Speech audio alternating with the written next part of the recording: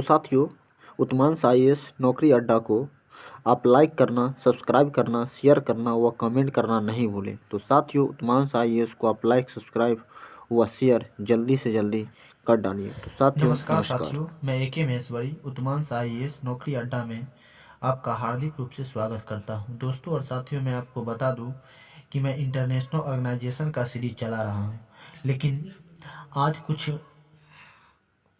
Presentation UNESCO का international organisation का presentation नहीं तैयार होने के कारण आज मैं आपको भारतीय राज्य व्यवस्था यानी पॉलिटी के बारे में पढ़ाऊंगा। पॉलिटी के बारे में साथियों जो आपको मैं पढ़ाऊंगा, पॉलिटी के बारे में मीन्स आपका जो POLI पॉलिटी के बारे में जो मैं पढ़ाऊंगा, इसमें जो IMP जो पॉइंट्स होते हैं, मैं इस पॉइंट्स के बारे में बताऊंगा कि जो मेरा पॉलिटी है, इस पॉलिटी में क्या क्या पढ़ना है। What study, what study, what study या व्हाट स्टडी, मतलब कि और ये विशेष रूप से अगर देखा जाए तो आपको जो सिविल सर्विस होते हैं, मतलब कि जो नागरिक सेवा होते हैं, नागरिक जो सेवा होते हैं, इसके लिए यह बहुत ही इम्पोर्टेंट है। अगर आप इसको समझ लेते हैं तो आपको जो भी जनरल कंपटीशन का एग्ज़ाम है उसमें आपको स्वतः काम आ जाएगी। तो साथियों, हम यहाँ पे देखते हैं कि हमें जो पॉलिटी है, मतलब कि मेरा जो राजनीति शास्त्र है यानी पॉलिटी है, इसमें कौन कौन सी टॉपिक को हमको स्टडी करना है। तो साथियों, हम चलते हैं अपने इस टॉपिक की और पॉलिटी के कौन कौन सी टॉपिक अबव ऑल आपको इसमें साथियों मैं आपको बता दूं, जो 40+ टॉपिक आपको सब टॉपिक या मेजर टॉपिक आपको स्टडी करना होगा। साथियों, मैं आपको एक बात और बता देना चाहता हूं कि जैसे कि आपका जो पॉलिटी है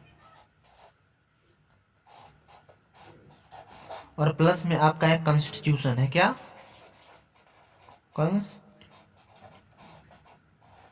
कॉन्स्टिट्यूशन, मतलब पॉलिटी के मतलब होता है राजनीति, राजनीति शास्त्र, और कॉन्स्टिट्यूशन का मतलब होता है संविधान। तो इस पॉलिटी में और इस संविधान में क्या डिफरेंस है? तो पॉलिटी जो होती, कॉन्स्टिट्यूशन और पॉलिटी का एक अपना अपना किताब होती है। मीन्स पॉलिटी के बिना कॉन्स्टिट्यूशन अधूरा है और कॉन्स्टिट्यूशन के बिना पॉलिटी अधूरा है। मीन्स अगर देखा जाए तो कॉन्स्टिट्यूशन में जो भी होता है रूल एंड रेगुलेशन होता है, नियम कानून होता है।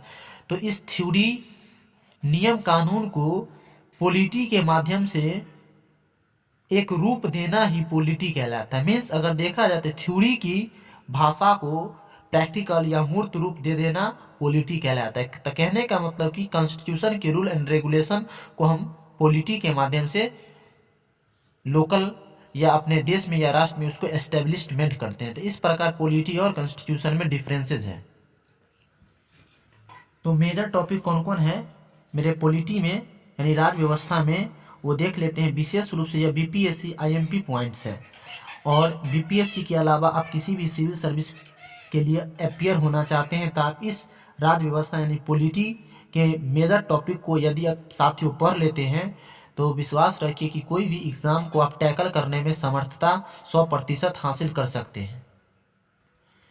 तो इसमें जो है भारत का संवैधानिक इतिहास क्या है, संविधान क्या है। साथियों, भारत का संवैधानिक इतिहास या भारत का संविधान क्या है, मैं आपको नेक्स्ट लेक्चर में सभी का बारीकी से और एकदम गहनता से और निचोड़ इसका परिपूर्ण रूप से करेक्ट मैं एक्सप्लेन करने का कोशिश करूंगा नेक्स्ट वीडियो में।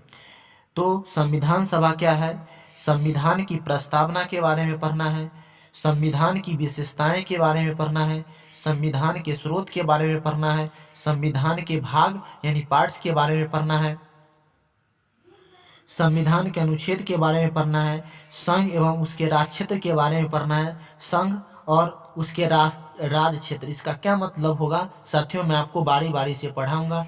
संविधान की अनुसूचियां यानी शेड्यूल्स के बारे में पढ़ना है, नागरिकता सिटीजन के बारे में पढ़ना है, मूल अधिकार के बारे में पढ़ना है, राज्य के नीति निर्देशक तत्व के बारे में पढ़ना है।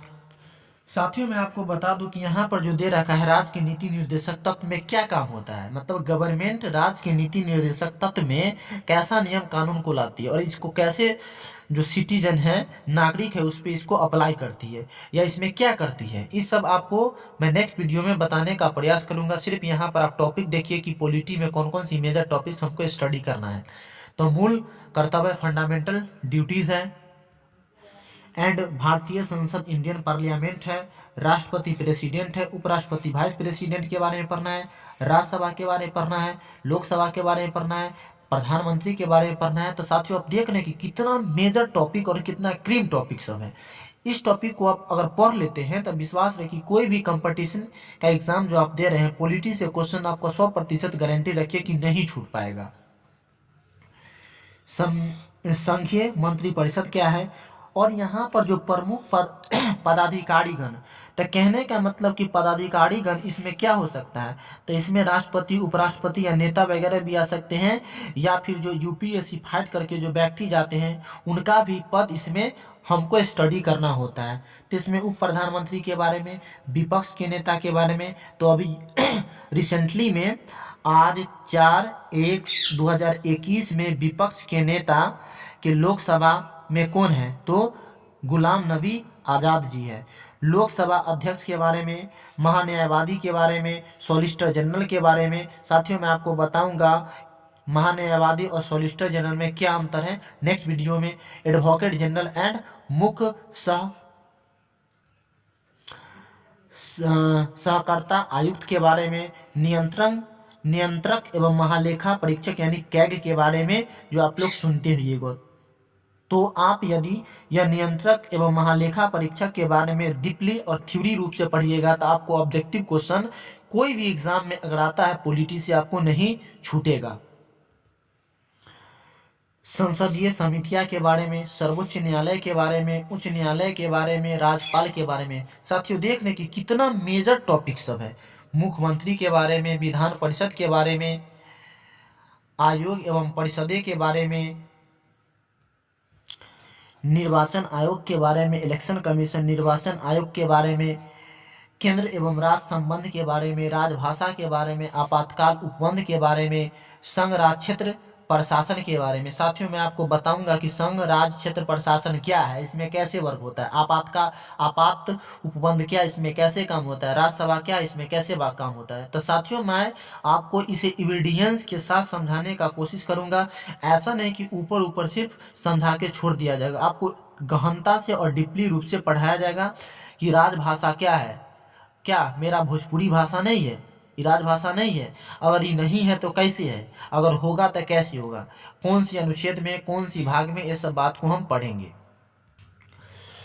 जम्मू कश्मीर के संबंध के विशेष प्रावधान के बारे में, मतलब नियम कानून जो 370 के बारे में पढ़ेंगे। लेकिन अभी जो है वह टूट गया। मोदी की सरकार ने 5 अगस्त 2019 में संसद में बिल पास करके वहाँ 370 और 35A अनुच्छेद को बीजेपी की सरकार ने ध्वस्त कर दिया है। तो उससे पहले कैसे वहाँ पर एडमिनिस्ट्रेटिव होता था जम्मू कश्मीर में, अब कैसे हो रही है, क्या उसमें राज्यपाल होते हैं कि उपराज्यपाल होते हैं कि प्रधानमंत्री होते हैं कि प्रधानमंत्री नहीं होते हैं, सीएम होते हैं कि नहीं होते, इन सभी तमाम मुद्दों को हम पढ़ेंगे। राजनीतिक दल मतलब कि बीजेपी हो गया, उसके बाद कांग्रेस हो गया, बहुजन समाज पार्टी हो गया, फिर उसके बाद राष्ट्रवादी कांग्रेस पार्टी हो गया, फिर जो आपका एक हो गया तृणमूल कांग्रेस हो गया। ऐसे सब दलों के बारे में हम पढ़ेंगे। भारतीय राजनीतिक दबाव समूह के बारे में पढ़ेंगे।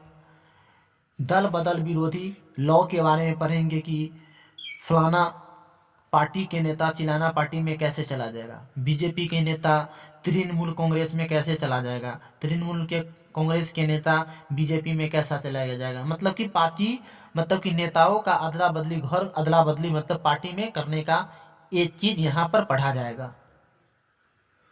अनुसूचित जाति और अनुसूचित जनजाति मतलब कि SC और एसटी के बारे में, अनुसूचित जाति मतलब होता है जो चमार, दुसात, ये सब व्यक्ति सब इसमें आते हैं। जबकि यहाँ पर अनुसूचित जाति में जो आदिवासी होते हैं, जंगल में रहते हैं वो व्यक्ति के, तो इसको हम लोग एससी बोलते हैं, इसको हम लोग एसटी बोलते हैं। एससी मतलब शेड्यूल कास्ट, एसटी मतलब शेड्यूल ट्राइब।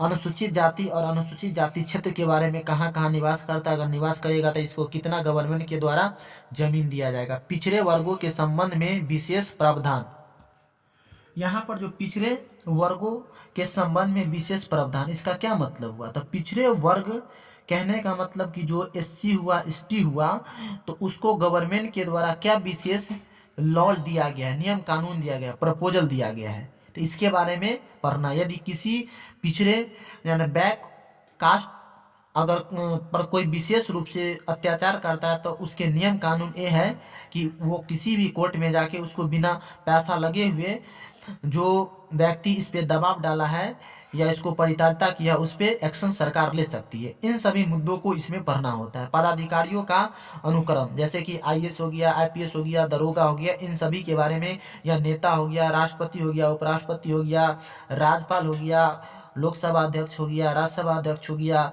संसद अध्यक्ष हो गया, इन सभी तमाम मुद्दों को यहाँ पर देखा जाएगा। संविधान के संशोधन मतलब कि संविधान अब तक कितने बार संशोधन हो चुका है, प्रथम बार संविधान संशोधन कब किया गया था तो उसमें क्या किया गया था संशोधन, अभी जो 370 धारा और आर्टिकल 35A टूटा था किस संविधान संशोधन के तहत जुड़ा, इन सभी मुद्दों को हम लोग यहाँ पर देखेंगे। एंड लास्ट टॉपिक साथियों है पंचायती राज के बारे में, मतलब कि गांव में किस तरह से एडमिनिस्ट्रेटिव होता है, प्रशासन चलता है। तो इन सभी टॉपिक के बारे में हम लोग नेक्स्ट वीडियो में इत्मीनान से और बारीकी से और गहनता और ईजीवी में पढ़ने का प्रयास करेंगे। तो मेरे प्यारे साथियों, इस तरह से जो ये पॉलिटी का जो मेन टॉपिक था, ये टॉपिक यहीं पर समाप्त होता है। तो साथियों, इसका मैं फिर से एक न्यू लेक्चर डिटेल एक्सप्लेन के साथ मिलता हूँ। तो साथियों, तब तक के लिए धन्यवाद, नमस्कार और जय हिंद।